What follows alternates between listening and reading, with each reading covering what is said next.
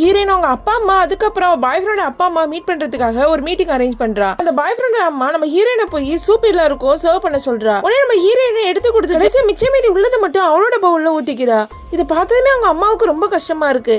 ஏன்னா அவ சின்ன வயசா இருக்கப்போ அவங்க அம்மா இந்த மாதிரி மாமியார் ஃபேமிலி கூட இருக்கப்போ எல்லாரும் கொடுத்துட்டு அவங்க மிச்சம் மீதி தான் சாப்பிட்டுருப்பாங்க. அப்படி வாழ்ந்ததை பார்த்து வளர்ந்ததால இவளும் இந்த மாதிரி ஆயிட்டாலும் அவங்களுக்கு ரொம்ப கஷ்டமா இருக்கு. அதே நேரத்துல ஹீரோயினோட அப்பா பாய் ஃப்ரெண்ட் கிட்ட போய் அவளுக்கு ஹெல்ப் பண்ணுங்கிற மாதிரி கண்ணாசிக்கிறாரு. ஏன்னா ஹீரோயின் சின்ன வயசா இருக்கப்போ அவங்களோட அம்மாவை அவங்க ஃபேமிலியே அசிங்கப்படுத்தினாலும் ஹீரோயோட அப்பா என்னைக்குமே அவங்களுக்காக துணையா இருந்திருப்பாரு. அதே மாதிரி தன்னோட மருமகனே இருக்குன்னு அவர் நினைக்கிறாரு. ஆனா உடனே எந்திரிச்சு போய் நிக்கிறான், எதுவுமே பண்ணாம நின்றுட்டு இருப்பான். உடனே ஹீரோயோட அம்மா வந்து எல்லாருக்கும் சூப்பை கொடுத்துட்டு என்னோட பொண்ணுக்கும் நிறைய சூப்பை வச்சுட்டு அவங்க போய் உட்கார்றாங்க. அந்த மாமியார் நீங்க என்ன உங்க பொண்ணை இப்படி வளர்த்திருக்கீங்க கேட்டா, என் பொண்ணை நான் யார் வீட்டுக்கு வேலை செய்யறதுக்காக நான் அனுப்பல, அவ வாழ்றதுக்காக தான் அனுப்புறேன்னு சொல்றாங்க. இதெல்லாம் நம்ம பாக்குற ஹீரோயினுக்கு ரொம்ப கஷ்டமா இருக்கு. இப்ப அடுத்த நாள் ஹீரோயினோட அம்மா எப்படியாவது தன்னோட பொண்ணை அவளோட பாய் ஃப்ரெண்ட் கூட சேர்த்து வைக்கணுங்கிறதுக்காக அவங்க அம்மா கிட்ட பேச போறாங்க. அந்த பாய் ஃப்ரெண்ட் அம்மா நம்ம ஹீரோட அம்மாவை அசிங்கப்படுத்த ஆரம்பிக்கிறாங்க. உன் ஃபேமிலிக்கு என் ஃபேமிலிக்கு செட் ஆகாது, அதனால இந்த கல்யாணம் நடக்காதுன்னு சொல்லிடுறாங்க. இருந்தாலும் ஹீரோட அம்மா ஒரே ஒரு சான்ஸ் கொடுங்க, ஏன் என் பொண்ணை கல்யாணம் பண்ணி கூடாதுன்னு கேக்குறாங்க. அதுக்கு அந்த பாய் ஃப்ரெண்டோட அம்மா உன்னோட பொண்ணு பார்க்க ஸ்மார்ட்டா தான் இருக்கா,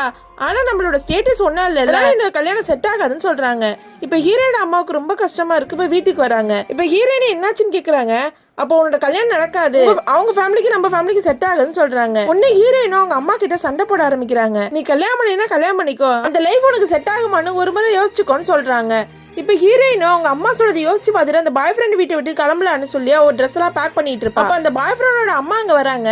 ஹீரோயினை பிடிச்சி பயங்கரமா திட்டுறாங்க. உங்க அம்மா கிட்ட சொன்னா அப்ப கூட அவங்களுக்கு புத்தி இல்லையா, உன்னை மறுபடியும் என் பையனை மயக்கிறதுக்கு அனுப்பி வச்சிருக்காங்கன்னு கண்ணா பின்னான்னு பேசுறாங்க. அப்பதான் ஹீரோயின் தெரியுது அவங்க அம்மாவே இவங்க அசிங்கப்படுத்திருக்காங்கன்னு. இப்ப அதே நேரத்துல ஹீரோயோட பாய் ஃப்ரெண்டு ரொம்ப அமைதியா நின்றுட்டு இருப்பான், எதுவுமே பேச மாட்டேங்கிறான். இதனால ஹீரோயினுக்கு பயங்கரமா கோவம் வருது. அவனை அந்த இடத்துல பிரேக்கப் பண்ணிட்டு வந்துடுறாங்க. அதுக்கப்புறம் அவங்களுக்கு ஒரு அழகான வாழ்க்கையும் அமையுது.